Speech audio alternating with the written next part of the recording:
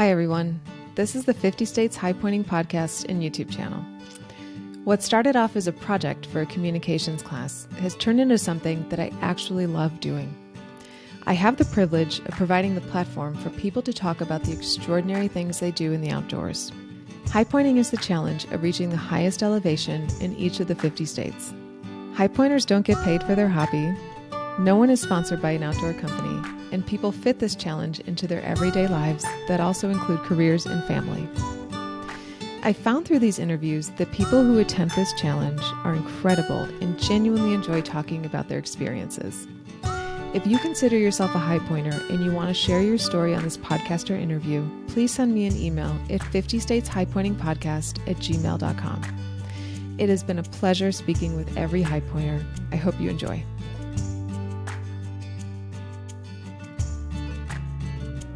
Hi, everyone. Welcome to the 50 States Highpointing podcast. I'm your host, Lauren, and today we're talking with Matt from Massachusetts. Matt, welcome to the show.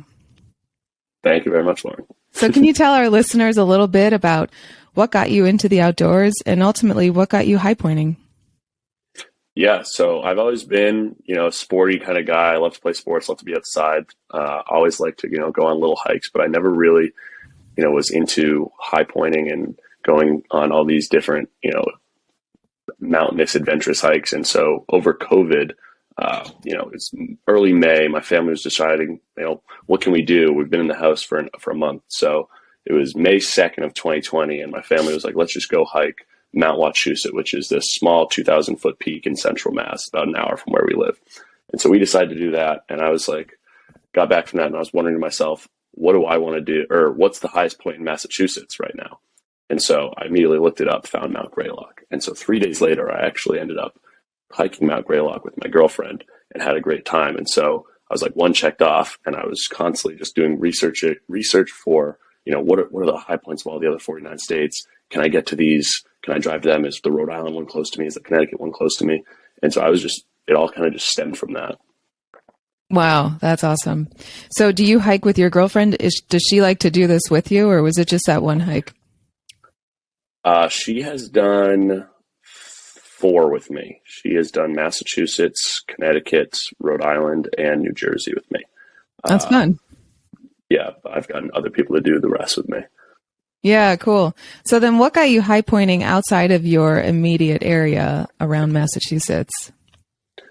Yeah, so going to school in Richmond, Virginia, I'm constantly doing the drive between Richmond and Massachusetts, where I'm from. And so my first thought was, is there anything that I can do along the way? And so that's when I was like, all right, Ebright Azimuth in Delaware. That's 20 minutes off of 295 on my way down. So, and obviously it's not a long hike. So I just got off the highway, did that with one of my friends when I was moving my stuff out in the summer of 2020. So I think that was the second one I actually did. And then going from there, just being in Richmond for probably half the year, I was like, well, I'm around totally different states now. I can think about North Carolina. I can think about doing Virginia itself, South Carolina. And so I've kind of just pieced together a bunch of different road trips that I can get into later that have allowed me to get every single state on the East Coast. Oh, that's so cool. So you've done the Virginia High Point. I have, yeah. So this was Virginia. I put Virginia and North Carolina together. It was Thanksgiving break of 2020. And because of COVID, we went from home for Thanksgiving and didn't go back to school for like a week or two for finals. We just stayed at home. Okay. And so a bunch of my friends, we decided, I kind of organized the whole thing. I was like, let's go camping for a weekend and let's go hike a couple mountains. And, my friends have no idea about highpointing, but I'm like, these are going to be 2 fun hikes. So we went out to, I think it's Grayson Highlands State Park that Mount Rogers is in Virginia. Mm-hmm. And we camped there the night before, got up early, hiked, saw all the ponies that are there, which is great. And my friends loved it. It was great. That's still one of my favorites to this day. Yeah. And then we drove to wherever Mount Mitchell is in the middle of North Carolina, and then hiked that the next day. So that was my 5th and 6th. So I put those 2 together. So what were some of the most memorable peaks that you've climbed along the East Coast? Yeah, so I'd say my most memorable one would be Mount Katahdin, which is the high point of Maine. I did it in August 2020. It was my 3rd high point. It was kind of my first real big hike that I didn't know what I was getting myself into, and it ended up being great. But I it's in the middle of nowhere. Not everyone really has it. And every summer since I was a kid, I've been going up to this lake that's very remote in northern Maine. And I was like, all right, I can pair this summer trip with right after that going to Katahdin. It's about an hour and a half from Katahdin. So I was like, this is perfect, because normally Katahdin would be about 7 hours, 7.5 from my house. So Okay. I got one of my friends who I brought on the trip up to the lake, and then one of my family friends who was there, and the three of us hiked it. The conditions were perfect. We took the last 10.5 miles of the Appalachian Trail up, and it was great. It was one of my most favorite hike that I've done to this day. Perfect. And then another memorable one would be Mount Washington. Really enjoyed that one. Took Huntington Ravine up, and with the same friend actually like 2 years later. But that's one of my favorites as well. If you could redo one of the high points along the East Coast, which one would it be and why? So when you say redo, do you mean because I didn't like it, or because I want to do it again because I really liked it? Both. Or, okay, so to redo, it's the only one I've actually done twice, which is funny, is Drymuth Hill in Rhode Island, just because it's so easy. But I would totally redo Mount Katahdin in Maine again, just because that was my favorite. And then I would definitely redo Spruce Knob in West Virginia, because I ended up getting lost on it, and I took kind of a dumb trail because I don't like to do I don't like to drive up. I want to hike everything. And so I was like, there's no real great trail for it. And I took some 10-mile trail that had like maybe 400 feet of elevation gain. I ended up getting lost because I didn't buy All Trails Pro. And then I would just redo that one. It took way too long for what it should have been. And so that was not one of my favorites, but yeah. So do you plan on doing all 50, or is it just one at a time and you'll see where it goes? Yeah. So I definitely want to do all 50. It kind of will depend on, I'm getting to the point where I need more money to be able to do it. Being a college kid, I've kind of crafted together all these road trips for all the states around me, for like everything that's within 10-hour drive I've pretty much done. So, and then the reality of the West Coast, because obviously I'm a 6-hour plane ride from there, and then I need the money to do that. But I want to be able to do it. Denali is a different question. I think I'd have to find at least 3 to 5 weeks to be able to do that of free time, which I know probably doesn't come too easy in the working world. But yeah, I've got to probably learn some more outdoor like skills with like things like Gannett Peak and Granite Peak and stuff like that if I want to do those. But then there's things like Kings Peak in Utah, and then like Humphreys Peak in Arizona. Like I can definitely go do those. I just need to be able to get myself there, and it's hard to string road trips along out there when the peaks are all 10, 15 hours away by car. That's true. Yeah. Yeah. You definitely have to be like a little more intentional about planning these out here. But I did Humphreys Peak. I mean, I live in Arizona, so I did that one, obviously. But I did Wheeler Peak in New Mexico when I moved from North Carolina to Arizona after the Army. And that road trip was so fun because Wheeler Peak in New Mexico brings you to Taos, and Taos is so beautiful. Especially if you go during the summer, which is the off season, because Taos is a ski destination. So if you go in the off season, it's super cheap and perfect time to hike. So that's awesome. Yeah, it sounds great. Yeah. So what's your next peak? That is a great question, as I've kind of reached a stagnant point. The last one I did was 10 months ago. I did a road trip in the Southeast. I'm thinking that it would require me to either drive to Klingsman's Dome in Tennessee, which is about 7 hours from Richmond.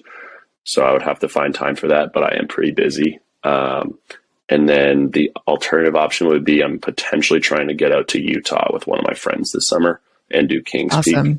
But I'd say it's less than 50% chance that happens this summer. Well, you never know. I mean, Utah's incredible. You won't want to leave. You can do Kings Peak and then visit all of those national parks there.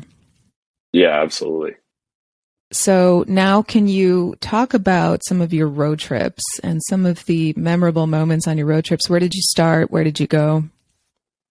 Yeah, so I've got a pretty good one, and it would actually be the last four that I did. So this was last March, and my friends and I we were going on spring break in Florida, and so we decided to a group of like 15 of us drove down from Richmond to Panama City Beach, Florida, and obviously I could not convince 15 people to come and do a few different peaks with me. But I Mhm. reached out to a few people who I knew like they like to hike as well.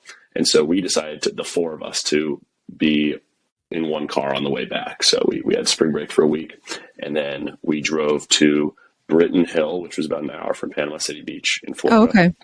and then made our way to Mount Chiaha in Alabama.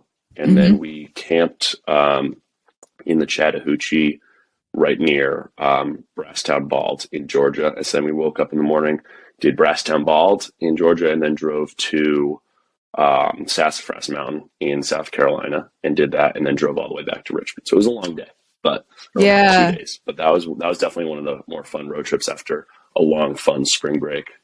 that's awesome.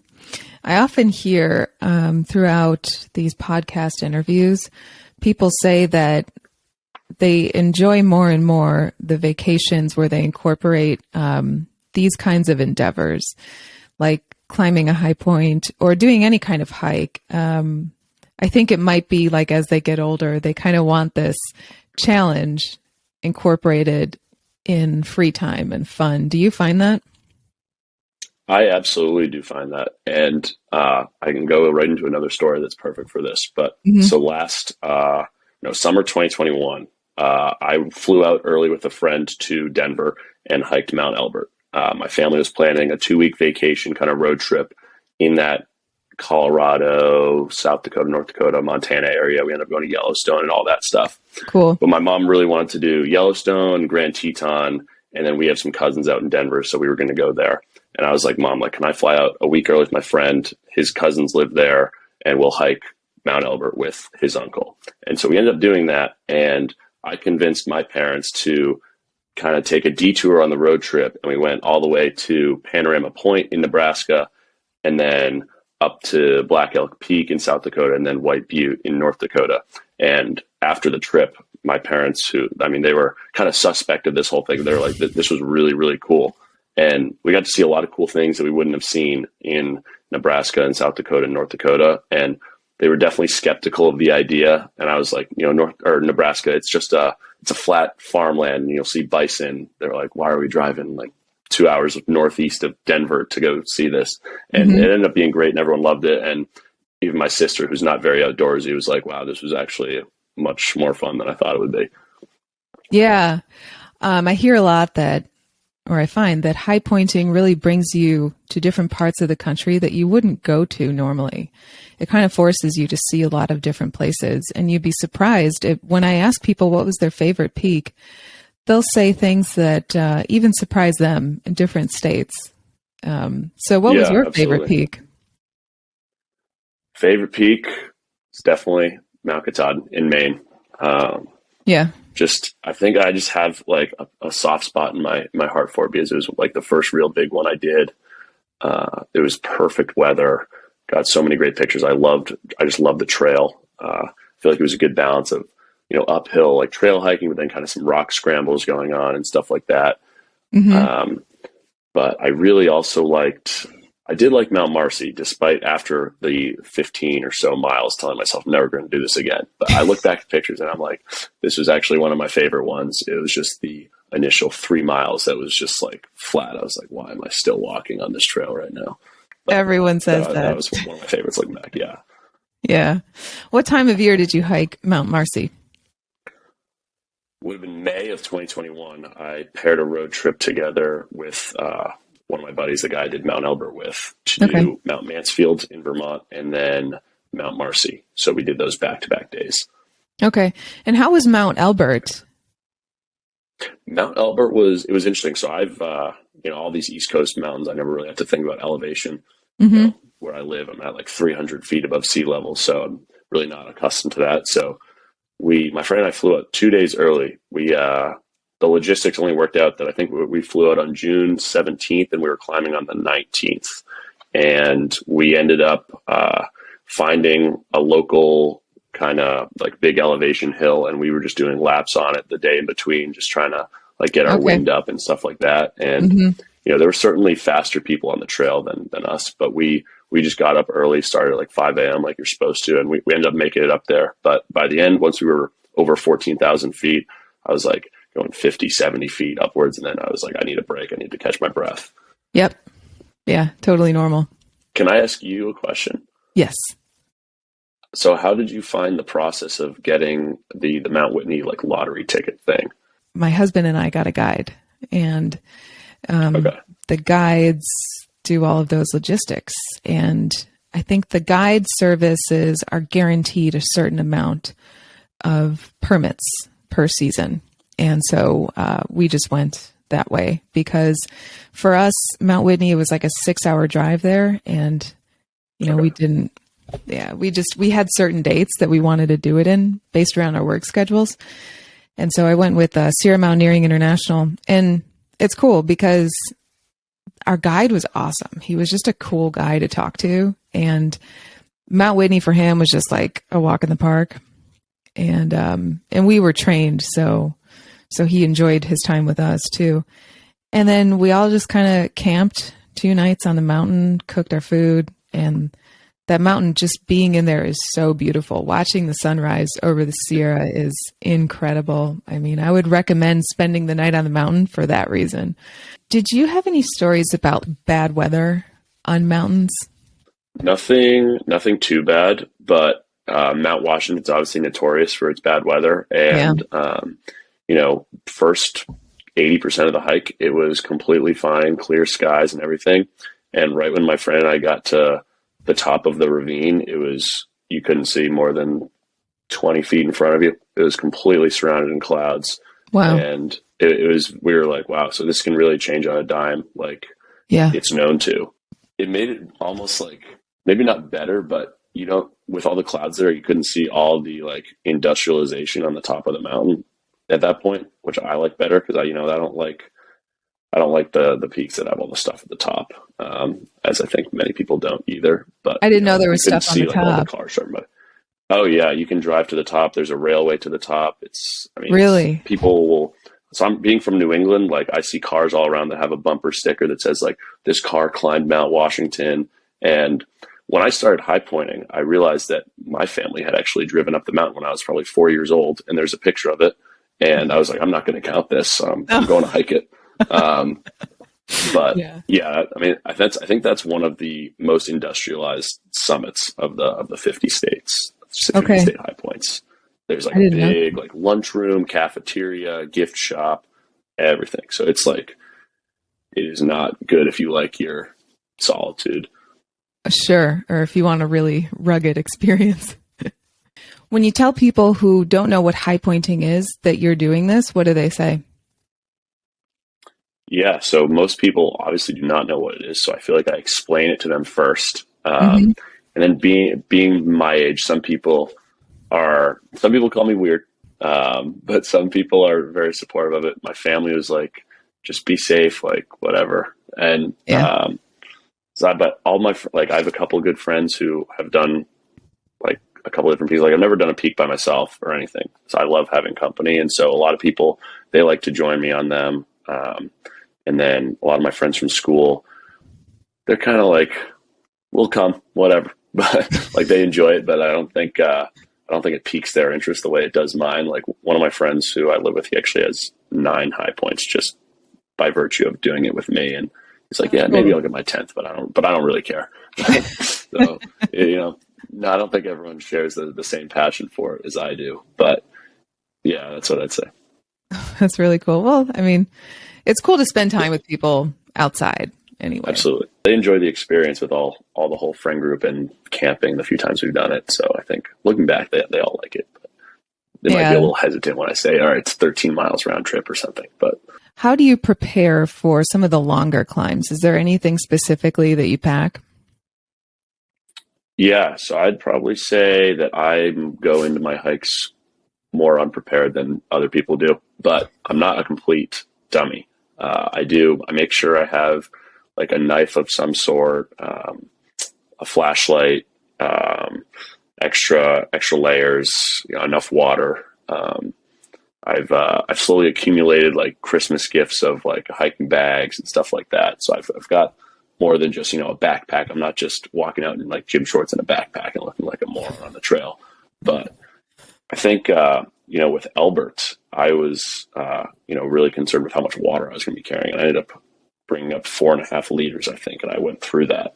Like I was out on my way, like very soon after the summit. So that was an interesting one because I have one of the bladders that's 3 liters, and then I brought an extra 1.5 liters in my bag. But you also have to, manage how much weight you're carrying as well. Yes.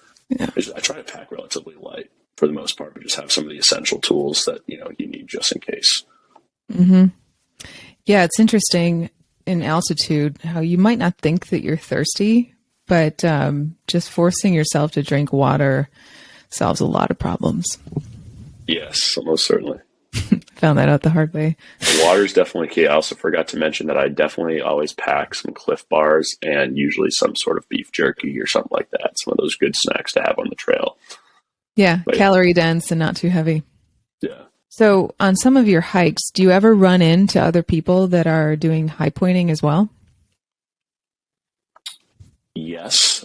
Sometimes it's easier to tell when you're on some of the more obscure peaks and stuff. So when I was in Nebraska at Panorama Point, who else is driving out there other than a Highpointer? So I see a Jeep with a Texas license plate on it, and they get out, and I was like, oh, like you must be a Highpointer as well. Like, what number is this for you? And I think he said it was his 16th, and I think maybe it was my like 15th at the time or something like that. And so we kind of talked about Highpointing like that for a few minutes, but. Conversely, if you're on, like Mount Washington, that's so many people in New Hampshire are climbing that. Like, so I would bet that not even 1% of people doing that are high pointers. But Mount Marcy, I think I ran into a few and asked them about that. But yeah, I find that it's more some of the obscure ones that you'll just be able to know that someone's a high pointer if they're on it. Yeah, there's no other reason for you to be here other than this goal. No. Yeah, absolutely. Yeah. I found that on Wheeler Peak in New Mexico. There's a summit register that you can sign. And the guy who signed it before me, he was still on the summit. And he wrote, "This is my high point number, whatever." And I looked up and I'm like, hey, cool. I'm here doing the same thing. So it's fun That's awesome. to meet people like that. Yeah, I love reading the summit books. Yeah. Yeah. Do you sign them? I do sign them, and I usually write the number high point I'm on, and I usually look to see, few pages prior to where I put my name, see if there's any high pointers on there. I know not every summit has one, but like I just went back to Drymouth Hill for the second time because one of my buddies who I've done a few with, he hadn't been to that one, and he lives also like an hour away. And so I was like, let's just go drive out there and like have a fun drive or whatever. And so we signed it. There's not too many names in it because it's such a small little thing, but you see like the high pointers in there, and same with Britton Hill in Florida. So many people just signing like, this is my X number high point. That's really cool. Are there any other stories that you have from different high points that you've done that you'd like to share? Yeah, I've got kind of a funny one. It wasn't funny at the time, but in Vermont with this same friend who I just went to Drymouth Hill with, his name is Jeff. We went up Mount Mansfield, and we woke up at 3 a.m. in the morning and then drove from my house to Mount Mansfield, which was about 3.5 hours to the trailhead.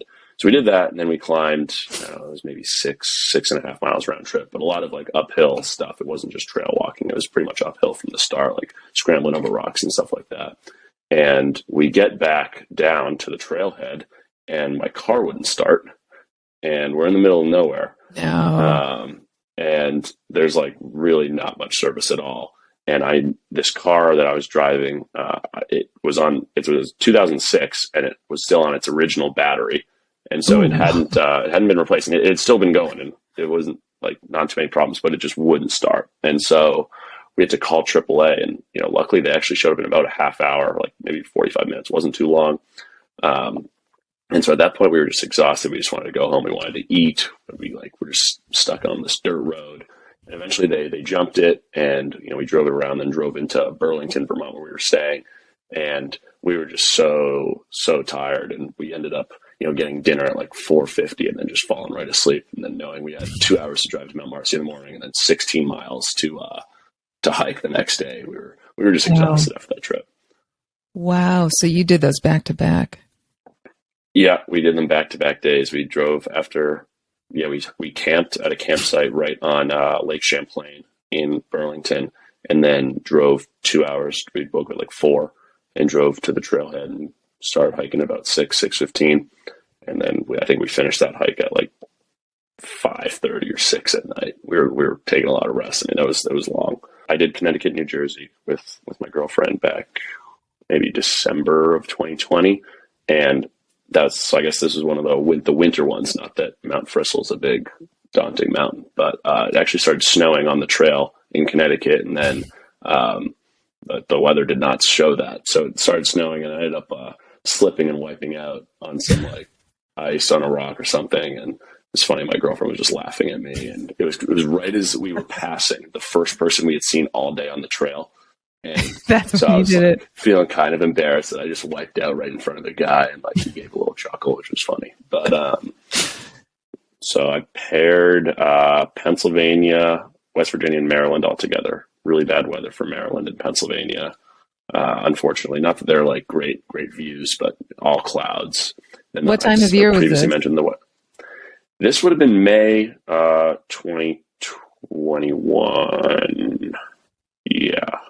It would have been May. But that actually does remind me. So my friend and I, we did Pennsylvania and Maryland, and then we camped at near the trailhead of the West Virginia one.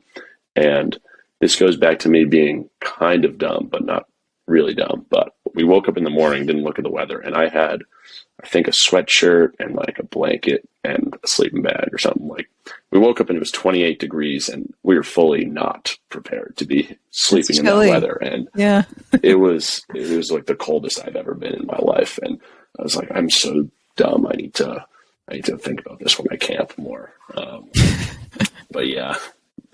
Wow. I think that's all of them. Yeah, that's all. Well, it's cool that you camped at some of these high points, because that really gives you, I think, another connection with the location, and then it kind of enhances your experience a little more, because you wake up and you're right there and you do it. Whereas a lot of people might, stay at a Best Western and drive to the trailhead. I think that's really cool. Yeah, it's great. Like I said before, I love the outdoors, and also it really works out when you're on the college student budget of getting a campsite for $40 and splitting it with someone. Yes, instead of on $100 plus something a night hotel, and then it's also just easy access to the trailhead. Yeah. Mm-hmm. That's cool. Have you ever seen any wildlife on your hikes?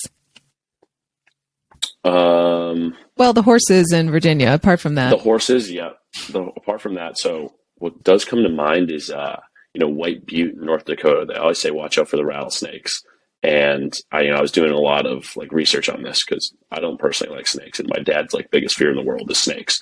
And especially when they rattle. Yeah, no. So and there's a big like entry road. I don't know if you've been there or done it, but I haven't. It's like a mile walk down this open road, and then you kind of enter this gated area, and there's a big sign that says "Watch out for rattlesnakes." And I've like read all about it online. And the trail is maybe like a foot wide. It is not like, and it's all just like big brush next to you. And so I was like, I'm kind of like scared. I was like, I already told my family about the snakes. I probably shouldn't have done that, but they saw the sign anyway. So then we got to the top, and we got on the way down, and I think like we'd kind of put some distance between each other on the way down the trail, and I am walking and I see a snake slither right across the trail right in front of me. It wasn't like huge, but it was like 3-4 feet long, 5 feet long, or something like that. Like, it was pretty sizable. And I took everything in me to not like make noise, but I waited until we got outside the gate area to tell my parents that there was just a snake that slithered across. Because I mean, the brush was like coming over you. It was like hitting your legs, and it was kind of scary. And then Nebraska, there's bison all at Panorama Point. So we saw Wow. that, but that's kind of similar to the horses where it's just there. What are the benefits that you get from high pointing?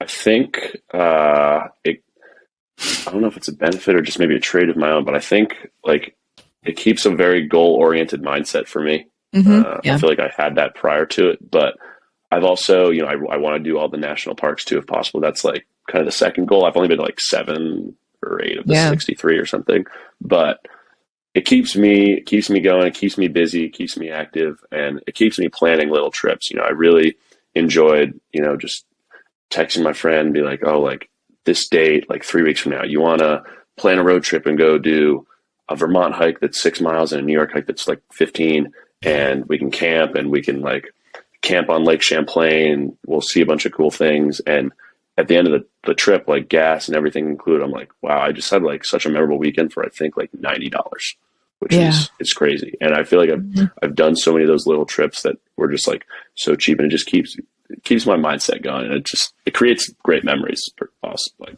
yeah. I agree. It's Yeah. cool to incorporate national parks into high pointing. I've definitely done that. Is there a book or documentary or podcast about hiking or outdoor adventure that you like? Yeah. So, for climbing, not necessarily hiking, but I really liked Free Solo Yeah. and the Dawn Wall. Both, I think, were phenomenally done. Mhm. I just rewatched Free Solo like maybe 6 months ago or something, and I've seen it a few different times, and it's just great. It's crazy.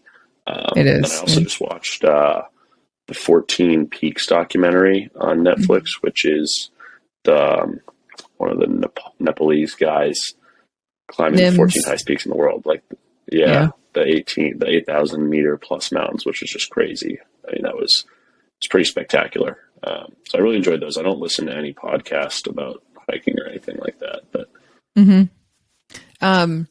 So if you liked the Dawn Wall, which I think is great, and those movies are different, Free Solo and Dawn Wall, because Alex Honnold he comes around once in a generation. There will never be anyone like him, and it's very Yeah. difficult to relate to him. But I thought Tommy Caldwell was just such a relatable person with an incredible talent. And I love both of those movies. They were so well done. And when you go to visit Yosemite, it's going to be very special when you see El Cap. You're going to go, oh my gosh, this is where they did all that. It's so massive. But if you like to read, or I listen to audiobooks when I drive a lot, Tommy Caldwell wrote a book called The Push. And The Push is Tommy Caldwell's autobiography, and he goes into way more detail about his life and about that climb than the Dawn Wall does. Once my friend told me about the rock climbing, like college deal, whatever, and I did it, and I saw all the different grades that there were, I was remembering back to, seeing whether they got stuck on was like a 514D or something like that. And I'm like, granted, they're the most experienced people, but now that I've like been rock climbing for kind of like 6-ish months now, I have gained a much greater respect for that. I mean, that's crazy. And then looking at Free Solo, I think the hardest one on his route was a 513A, but still, like, that's unbelievable. Yeah, and to think that Tommy Caldwell had half of a finger while he did that, half of a very important finger in climbing. Well, all of them are important, but that one specifically, that's huge. Yeah, I always, after I saw Free Solo, and then like I would go to Triangle Rock Club, and I would be like at the top of a wall and look down. Of course, someone's belaying me, but I'm like, could you imagine not having a rope? And I'm just on like a 30-foot wall. No, that's crazy. It's so wild. Yeah, but that's 3,000 feet without a rope. Yeah, and doing that sport in a gym or anywhere gives you a greater appreciation of the talent, the raw talent that they have. I really would recommend high pointing and climbing to anyone who's listening to this. I think it's a great way to get outdoors and just see different areas of the country. I traveled to so many random spots that I never would have gone to otherwise. And, one example that comes to mind is Maryland. Like, I went to the smallest church in the lower 48 because it was right next to the random high point. And I feel like I've seen so many different cool things just traveling around, and I couldn't recommend it enough to anyone else if they, like the outdoors and like hiking. And I've gotten a few of my friends into it a little bit, not as passionate about about it as I am, but some of them, they're like, I kind of want to do another one. So, Cool. I'm definitely open to doing the second one with other people. But yeah, so I can't recommend it enough.